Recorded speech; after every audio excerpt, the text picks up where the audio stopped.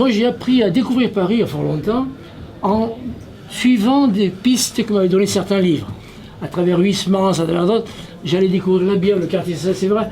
Et je trouve que là, on a une découverte, on est sur les pas de Casanova. D'un quartier à l'autre, d'une aventure à l'autre. Ça, c'est extraordinaire.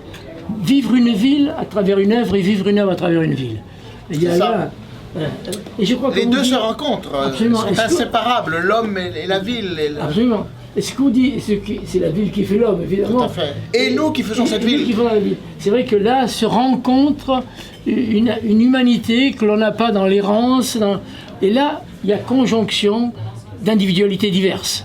Et ça, c'est enrichissant. Bien sûr. Et comme vous disiez très justement, Casanova est également intéressant, en ce sens qu'il n'est pas d'une seule pièce. Alors, on a une société aujourd'hui qui voudrait que, du politiquement correct, il y a des gens bien, blancs, qui décrètent que les autres sont mauvais et que donc il faut les rejeter. Casanova est à la fois mauvais et bien, il est blanc et noir. Et tout ça, et comme nous sommes tous, nous sommes humain, donc il est humain, nous ne sommes pas d'une pièce. Et plus encore, alors c'est peut-être plus déroutant, mais je crois que c'est vrai, il va d'une certaine façon vers le bien par le mal, c'est-à-dire il commence par faire une intrigue amoureuse et puis après il se prend lui-même à son jeu et alors il devient meilleur. Ce qui peut nous dérouter parce qu'on peut penser que pour aller vers le bien, il faut commencer par passer par le bien. Non, à la limite c'est l'inverse.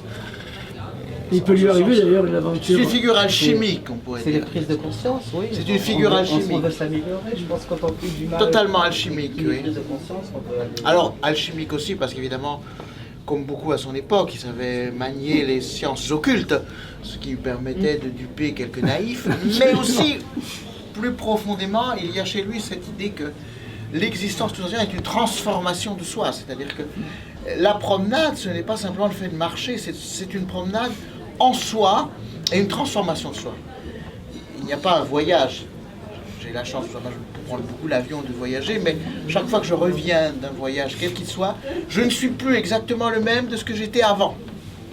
C'est-à-dire qu'un voyage, c'est toujours un voyage en soi-même et une transformation de soi. Et une promenade dans Paris nous transforme aussi. C'est sûr. Et même quand on lit. Donc quand vous lisez le livre, vous allez être transformé. C'est moins cher que le billet d'avion.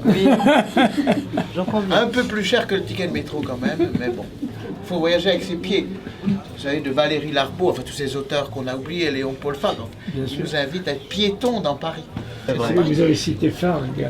Oui, le piéton de Marie, c'est admirable. Tout à fait. Tout à fait. Voilà, c'est une découverte de Paris à travers Fargue et vice-versa. Et là, c'est la poésie en conjonction avec la découverte de la vie. On le trouve chez plein d'auteurs.